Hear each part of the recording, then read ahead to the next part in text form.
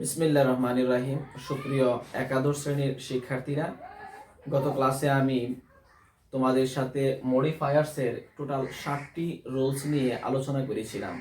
আজকে আমি বাদ বাকি রুলগুলো নিয়ে আলোচনা করব। So look at rule number 8, use an infinitive or infinitive phrase to post modify the verb. তাহলে তোমাকে মাঝে মাঝে বলা হবে, অর্থাৎ কোয়েশ্চেনে তোমাকে বলা হতে পারে ইনফিনিটিভ ইউজ করার জন্য অথবা ইনফিনিটিভ ফ্রেজ ইউজ করার জন্য to post modify the verb, verb সম্পর্কে অতিরিক্ত তথ্য দেওয়ার লক্ষ্যে। তাহলে এখন now the question is, what is infinitive and what is infinitive phrase. সুপ্রিয় শিক্ষার্থীরা, ইনফিনিটিভ হচ্ছে টু প্লাস ভার্ব ওয়ান। আমি অর্থ সহকারে বলে দিচ্ছি। ধরো রাইট অর্থ লিখা, তাহলে তুমি এর আগে যদি টু দাও, টু রাইট, এর বাংলা অর্থটা হয়ে যাবে লিখতে। মনে করো একটি ভার্ব হচ্ছে গো, ভার্ব ওয়ান, তাহলে এর আগে যদি টু দাও, টু গো, যেতে, তাহলে হেতে, যেতে, ঘুমাতে, লিখতে, পড়তে, এই কথাগুলো বলার জন্য আমরা to plus V one use করি। তাহলে এটাকে বলা হয় ইনফিনিটিভ। এবং ইনফিনিটিভ ফ্রেজ হচ্ছে টু প্লাস বি ওয়ানের পরে যদি এক্সটেনশন থাকে তাহলে সেটাকে বলা হয় ইনফিনিটিভ ফ্রেজ। যেমন আমি যদি বলি কলেজে যেতে, তাহলে টু গো টু কলেজ। আমি যদি বলি চিঠিটা লিখতে, টু রাইট দ্য লেটার। আমি যদি বলি ক্লাসটি পরিচালনা করতে, টু কন্ডাক্ট দ্য ক্লাস, এটা হচ্ছে ইনফিনিটিভ ফ্রেজ। আর টু কন্ডাক্ট, পরিচালনা করতে, এটা হচ্ছে infinitive. I think this is clear to you. তারপরে আসো এক্সাম্পলস গুলো আমরা একটু দেখে নিচ্ছি। এর আগে দেখো ইনফিনিটিভ হলো কি to plus V one, infinitive phrase হলো কি to plus V one plus extension. Extension আমি এই জন্য লিখেছি যে এখানে টু প্লাস বি ওয়ান এর পরে অবজেক্টও আসতে পারে অথবা এক্সটেনশনটা চলে আসতে পারে। তাহলে আসো আমরা এক্সাম্পলে যাই। He reached there, they reached দেয়ার, তারা সেখানে পৌঁছেছিল, ড্যাশ দা পোর, গরিবদেরকে ড্যাশ করতে। তাহলে তুমি বলতে পারো গরিবদেরকে সাহায্য করতে, তাহলে সাহায্য করে ইংলিশ হচ্ছে হেল্প, আর সাহায্য করতে ইংলিশ হচ্ছে টু হেল্প। তাহলে আমাদের ইনফিনিটিভ ফ্রেজ আমরা ব্যবহার করলাম। তাহলে এটা কি, যখন তোমাকে বলবে ইউজ এন ইনফিনিটিভ, তখন to plus V one use করবে এবং বাকি অংশটা দেখে অর্থটাকে মিলিয়ে নিবে। এই হচ্ছে তোমার কাজ। যদি বলে ইনফিনিটিভ ফ্রেজ ইউজ করার জন্য, যেমন আমি দ্বিতীয়টা ইনফিনিটিভ ফ্রেজ দিয়ে করতেছি, দেখো আই রিকোয়েস্টেড কামাল, আমি কামালকে অনুরোধ করেছিলাম কাজটা করার জন্য, কাজটা করতে আমি কামালকে অনুরোধ করেছিলাম। তাহলে কাজটা করতে, করতে ইংলিশ কি, টু ডু, করতে, কি করতে, দ্য ওয়ার্ক। তাহলে ইনফিনিটিভের অবজেক্ট হচ্ছে দ্য ওয়ার্ক। তাহলে I requested Kamal to do the work. তাহলে এটা হচ্ছে ইনফিনিটিভ ফ্রেজ, কারণ টু ডু ইনফিনিটিভ এবং দ্য ওয়ার্ক নিয়ে হচ্ছে ইনফিনিটিভ ফ্রেজ। তাহলে ইনফিনিটিভ বললে just to plus V one. এখন কথা হচ্ছে স্যার আমরা কোনগুলো ইউজ করবো? হ্যাঁ, এই জন্য first of all you have to understand the whole passage given you. তোমাকে যে পুরাটা প্যাসেজ দেওয়া হবে, সমগ্র প্যাসেজটা তোমাকে ফার্স্ট অফ অল আন্ডারস্ট্যান্ড করতে হবে, বুঝতে হবে। তারপরে তোমরা কোন ধরনের ইনফিনিটিভ টু প্লাস কোন বি ওয়ানটা দিলে অর্থ সঙ্গত অর্থ হবে সেদিকে লক্ষ্য রেখে তোমাদেরকে ইনফিনিটিভ ইউজ করতে হবে, ইনফিনিটিভ ফ্রেজ ইউজ করতে হবে। তারপরে সব move on to 9, post modify the verb. মনে রাখবে একমাত্র ভার্ব সম্পর্কে অতিরিক্ত তথ্য দিতে পারে অ্যাডভার্ব। একমাত্র ভার্ব সম্পর্কে অতিরিক্ত তথ্য দিতে পারে অ্যাডভার্ব। তাহলে তোমাকে যদি বলা হয় পোস্ট মডিফাই দ্য ভার্ব, এর মানে তোমাকে বলা হচ্ছে যে you are directed to use one of the adverbs, যেটা কি হবে, প্রাসঙ্গিক হবে, which will be relevant to the meaning। অর্থের সাথে অবশ্যই কি হতে হবে, প্রাসঙ্গিক হতে হবে।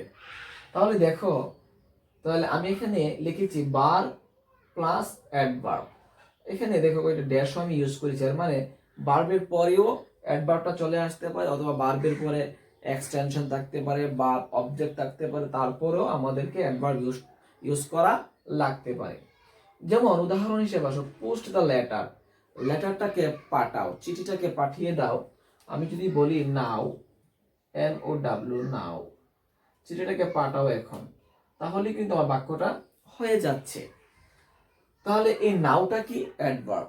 এখন তোমরা আমাকে প্রশ্ন করবে, স্যার আমি কিভাবে বুঝবো যে নাও এখানে অ্যাডভার্ব? ইয়েস, দেখো পোস্ট দ্য লেটার নাও। তোমরা দেখো দি লেটার, চিঠিটা এখন না পাঠানো এখন? নিশ্চয়ই পাঠানো এখন, অর্থাৎ ভার্ব সম্পর্কে তথ্য দিচ্ছে ভার্বের পরে বসে। তাহলে যে ওয়ার্ডটি ভার্বের পরে বসে ভার্ব সম্পর্কে তথ্য দেয় সেই ওয়ার্ডটি অবশ্যই অ্যাডভার্ব। যেমন তুমি এটাকে আরো বলতে পারো, পোস্ট দ্য লেটার ইমিডিয়েটলি, তাৎক্ষণিক চিঠিটা পাঠিয়ে দাও। তাহলে এই যে ইমিডিয়েটলি, এটা কি? এটা একটি অ্যাডভার্ব, কারণ পাঠানোটা হচ্ছে ইমিডিয়েটলি, লেটারটা কিন্তু ইমিডিয়েটলি না। অর্থাৎ নাউন সম্পর্কে কিন্তু তথ্য দিচ্ছে না ইমিডিয়েটলি শব্দটি। কার সম্পর্কে তথ্য দিচ্ছে? পোস্ট সম্পর্কে, ভার্ব সম্পর্কে। এই জন্য এটা হচ্ছে অ্যাডভার্ব, ইমিডিয়েটলি হচ্ছে অ্যাডভার্ব। যেমন আই ডিড দ্য ওয়ার্ক, আমি কাজটি করেছিলাম। এখন তোমাকে যদি বলা হয় পোস্ট মডিফাই দ্য ভার্ব, এর মানে তোমাকে এখানে একটি অ্যাডভার্ব ইউজ করতে হবে। এখন আই ডিড দ্য ওয়ার্ক, আমি কাজটা করেছিলাম। কিভাবে করেছিলাম? আমি কাজটা করেছিলাম নিষ্ঠার সাথে। যেমন you can say sincerely, sincerely আমি কাজটা করেছিলাম নিষ্ঠার সাথে। তাহলে তোমাকে যদি বলা হয় পোস্ট মডিফাই দ্য ভার্ব, তাহলে তোমাকে কি করতে হবে? অ্যাডভার্ব ইউজ করতে হবে। দেখো আমি নিষ্ঠার সাথে, না কাজটি নিষ্ঠার সাথে, না করাটা নিষ্ঠার সাথে? নিশ্চয়ই করাটা হচ্ছে নিষ্ঠার সাথে। তাহলে ভার্ব সম্পর্কে তথ্য দিচ্ছে, এই জন্য sincerely is an adverb here. তাহলে যদি পোস্ট মডিফাই দ্য ভার্ব বলে, তাহলে আমরা কি ইউজ করব? অবশ্যই আমরা অ্যাডভার্ব ইউজ করব। Another example, I go to college, আমি কলেজে যাই। হ্যাঁ, আমি কলেজে যাই রেগুলারলি। এখন কেউ যদি বলে, স্যার আমি যদি বলি I go to college irregularly, বাক্যটা কি ভুল হবে? না, ওইটাও তো অ্যাডভার্ব। ইরেগুলারলি দিলে ওইটাও তো অ্যাডভার্ব। হ্যাঁ, তাহলে আমি কখন রেগুলারলি, কখন ইরেগুলারলি, অথবা কোন ধরনের অ্যাডভার্ব ইউজ করব সেটা নির্ভর করবে তোমাকে প্যাসেজটার উপর বেসিস করে। প্যাসেজটার উপর বেসিস করে তুমি কোন অ্যাডভার্ব ইউজ করলে ওই বাক্যটা, যে বাক্যটাতে তোমাকে বলা হয়েছে post modify the verb using an adverb, একটা অ্যাডভার্ব ব্যবহার করে ভার্ব সম্পর্কে তথ্য দাও, তাহলে সেটা তোমার ওই সেন্টেন্সের উপর নির্ভর করবে কোন অ্যাডভার্বটা ইউজ করলে বাক্যটি কি হবে, বাক্যটি সেন্স প্রকাশ করবে। তারপরে আসো, move on to 10, use prepositional phrase as post modifier. Post modifier হিসেবে তোমাদেরকে ইউজ প্রিপজিশনাল ফ্রেজ, মাঝে মাঝে তোমাকে বলা হবে প্রিপজিশনাল ফ্রেজ ইউজ করার জন্য। নাও দ্য কোয়েশ্চেন ইজ, স্যার আমি প্রিপজিশনাল ফ্রেজ তো চিনি না, এই জন্য আমি এখানে কয়েকটি উদাহরণ দিয়েছি। In the river, at the end, in the morning. দেখো প্রিপজিশনাল ফ্রেজগুলো হচ্ছে প্রিপজিশন দিয়ে শুরু হবে এবং শেষ হবে নাউন দিয়ে। যেটি প্রিপজিশন দিয়ে শুরু হয়, নাউন দিয়ে শেষ হয়, that is called prepositional phrase. যেমন ইন দ্য রিভার, ইন হচ্ছে একটা প্রিপজিশন, রিভার হচ্ছে নদী। তাহলে প্রিপজিশন দিয়ে শুরু হলো এবং নাউন দিয়ে শেষ হলো, তাহলে এটা কি? এটা হচ্ছে prepositional phrase. At the end, দেখো এট হচ্ছে একটা প্রিপজিশন, এন্ড হচ্ছে নাউন, তাহলে প্রথমে প্রিপজিশন, লাস্টে আমরা নাউন পাচ্ছি। ইন দ্য মর্নিং, প্রথমে আমরা প্রিপজিশন পাচ্ছি, লাস্টে আমরা মর্নিং নাউন পাচ্ছি, তাহলে এটা একটা প্রিপজিশনাল ফ্রেজ। অর্থাৎ প্রিপজিশনাল ফ্রেজগুলো মূলত শুরু হয় কি দিয়ে? প্রিপজিশন দিয়ে, শেষ হয় নাউন দিয়ে।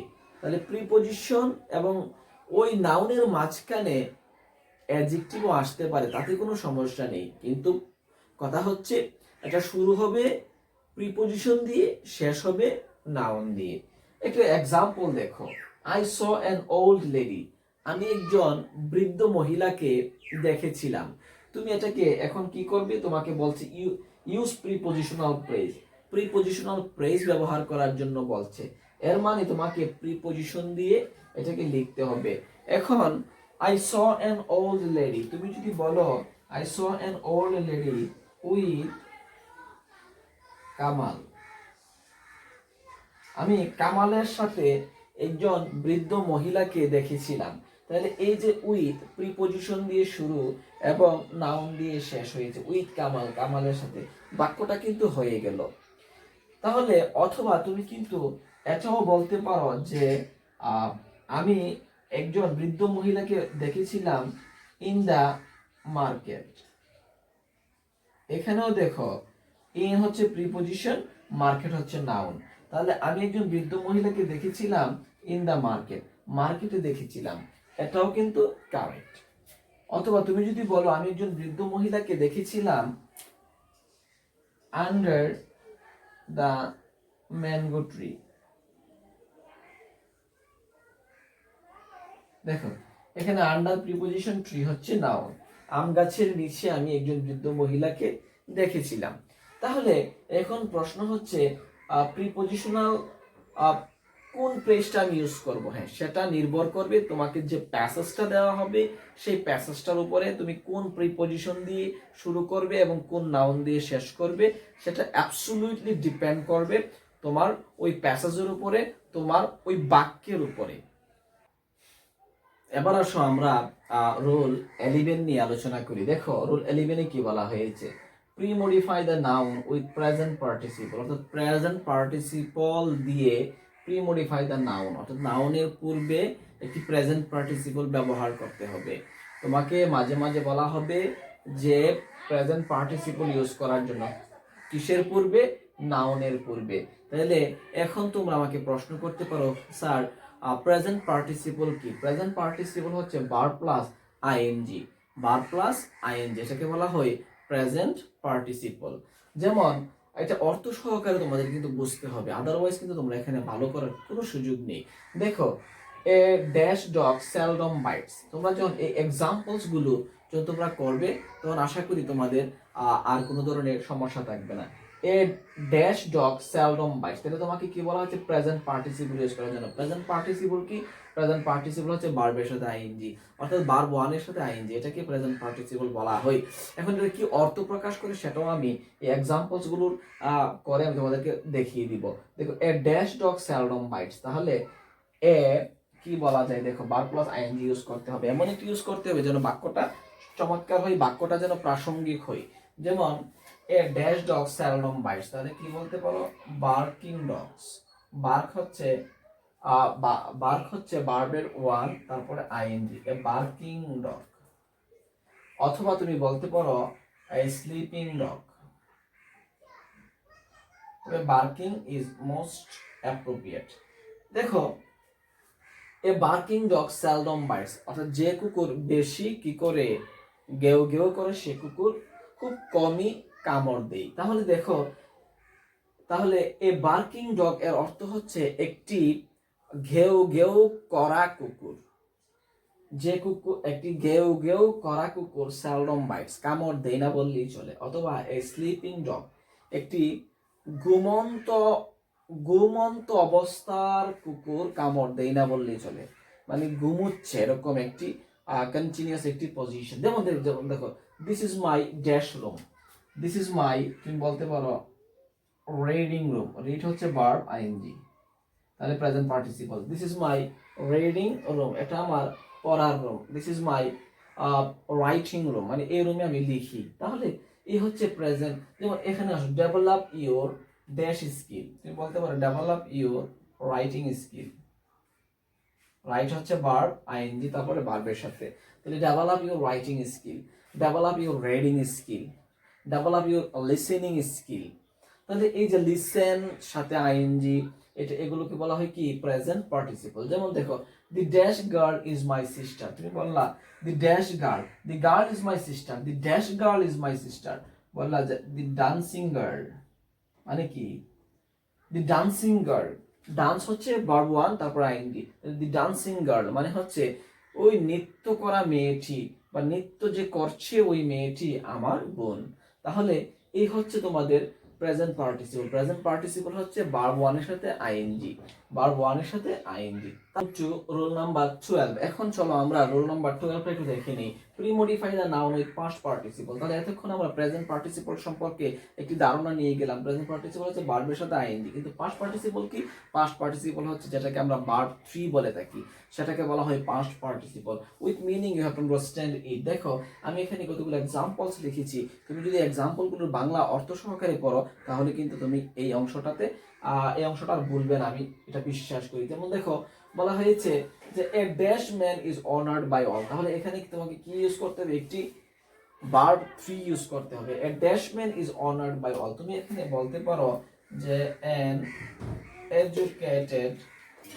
educated man, একজন শিক্ষিত মানুষ, is honored by all। তাহলে পাস্ট পার্টিসিপল দিয়ে কি বোঝানো হয়? পাস্ট পার্টিসিপল দিয়ে বোঝানো হয় যে যে কাজটি শেষ হয়ে গিয়েছে, যে কাজটি পরিপূর্ণ হয়ে গিয়েছে, যে কাজটির আর কোনো কিছু বাকি নেই, সেটা বোঝানোর জন্য আমরা পাস্ট পার্টিসিপল ইউজ করে থাকি। তাহলে an educated man মানে হচ্ছে একজন শিক্ষিত মানুষ, অর্থাৎ তার শিক্ষা গ্রহণ শিক্ষা তার শেষ, তার এডুকেশন কমপ্লিট হয়ে গিয়েছে। সুতরাং আমরা তাকে বলতে পারি an educated man, একজন শিক্ষিত মানুষ ইজ অনার্ড বাই অল। তাহলে তোমাদেরকে যদি বলা হয় পাস্ট পার্টিসিপল ইউজ করার জন্য, তাহলে তোমরা B3 ইউজ করবে। যেমন আই লাইক টু ইট, আমি খেতে পছন্দ করি ড্যাশ ইটস। তাহলে তোমাদেরকে এখানে কি করতে হবে? B3 ইউজ করতে হবে। সিদ্ধ ডিম, যেমন বয়েলড, বয়েল হচ্ছে B1, boiled B3। I like to eat, আমি পছন্দ করি খেতে বয়েলড এগস, সিদ্ধ ডিম। তাহলে এটা হচ্ছে কি? B3, অর্থাৎ পাস্ট পার্টিসিপল। যেমন আসো he is a dash soldier, সে একজন ড্যাশ সোলজার। তুমি এখানে বলতে পারো he is a wounded soldier, মানে সে একজন, ওন্ড হচ্ছে ভার্ব 1, ওন্ডেড হচ্ছে ভার্ব 3। সে একজন আহত সোলজার, অর্থাৎ কাজটা শেষ, সে আহত হয়ে গিয়েছে, পরিপূর্ণ হয়ে গেছে, এই জন্য ভার্ব 3 দিয়ে বলতে হবে না মনে লাগে। He is a wounded soldier, সে একজন আহত সৈনিক।